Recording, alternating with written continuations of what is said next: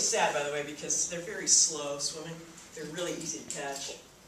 You know, the whalers used to catch the bait. They used to go after the babies, and then the mothers would come after them. They're very easy to catch. It would really be easy to get wiped out. But anyhow, why would they be interested in that?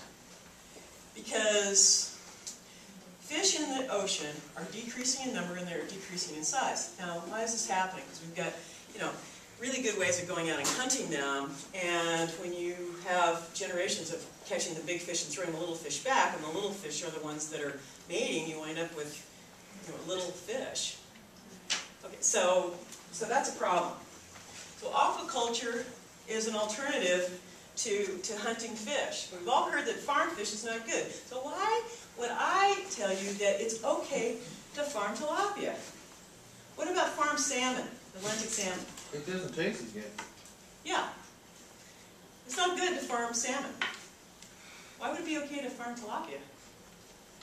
Because they like that crappy water from it.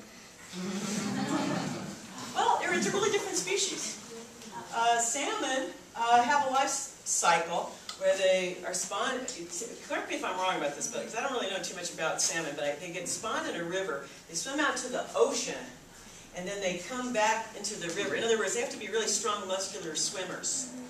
And if you have them in a cage somewhere in some farm situation, they might not get that.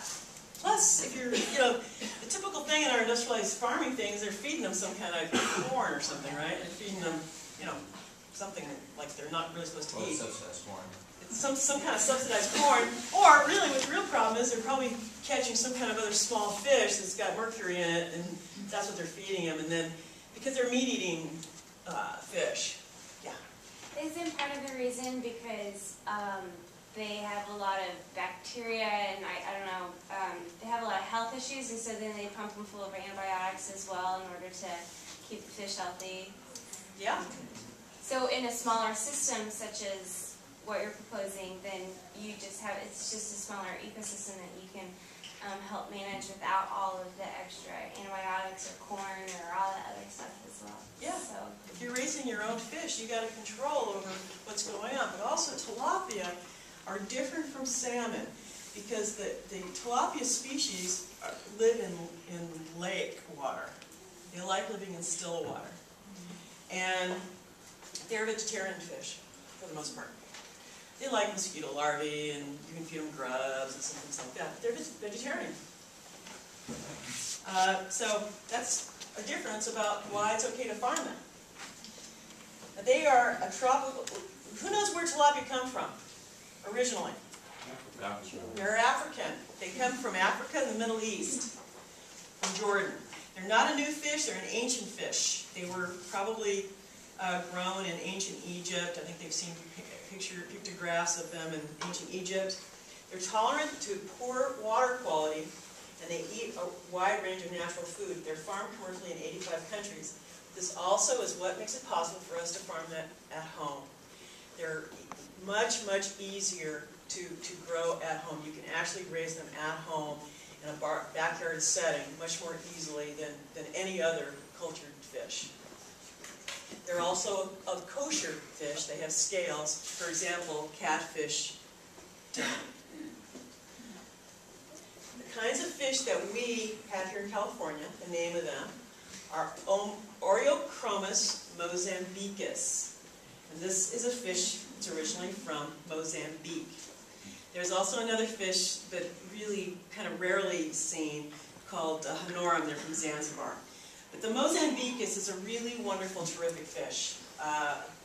So there are 4 kinds of fish that are grown commercially, but we are restricted in California.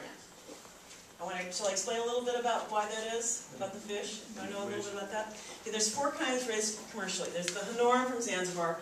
There's the Oreochromis mozambicus from Mozambique. There's the Nilochus from the Nile, from Egypt, and Aurea, the blue, from Jordan. Now, it's my conclusion, I think, that the whole world, when it started growing the tilapia commercially, that they all went with Mozambicus. In the early weeks and months of life, they grow faster than any of the other species, and I think for this reason that they were selected out.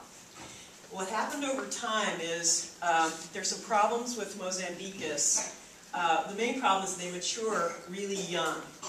And so what happened is the rest of the world switched over to Nile and Aurea. So when you're reading online and you're reading something about how to raise or take care of tilapia, and it's giving you some specs, or it's giving you a this, or it's giving you that, and the whole rest of the world, they're talking about Nile fish, and they're talking about Aurea fish. They're not talking about Mozambiquus, the California fish. So one of the things you have to be aware of is that our fish in California started with Mozambiquus and stayed with Mozambiquus and does not allow those other kinds of fish in here. Really? Part of the reason is Nile fish, Mozambiquus, grow up to about 4 months of age insanely fast, and then they slow down and grow more slowly. Nilicus grows really fast and keeps on growing. So, and they are very prolific. So they can spawn 500 fish at a time and so on. If they get out, it's an invasive species, and it can get out and destroy the habitat. And this is one of the problems that's happened out in the world, that they went with these Nile fish and these other fish that seem as if they grow faster, maybe with something better, but then when they get out, they're more invasive. Okay, and so in California, it's Mozambiquus. So they're legal to raise in Southern California.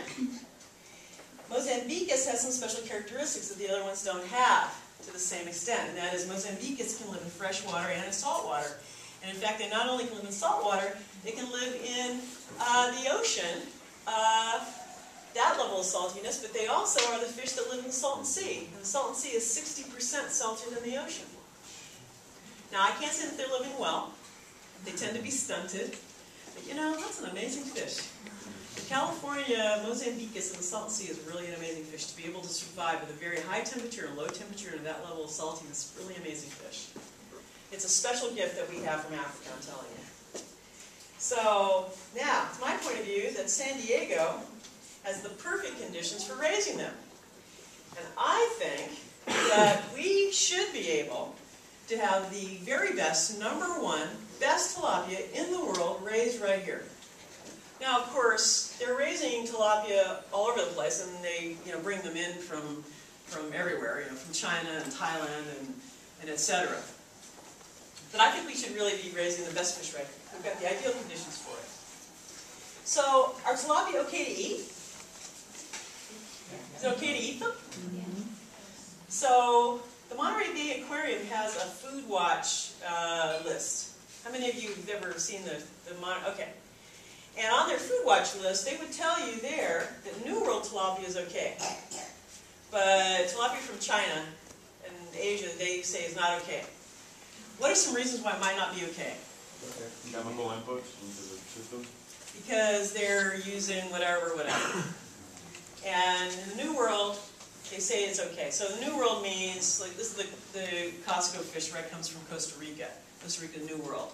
Ecuador, Canada, they're growing them in aquaponics because these fish have to be warm.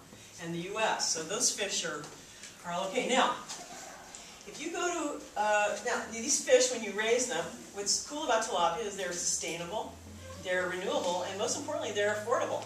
They're really affordable fish to raise and to buy.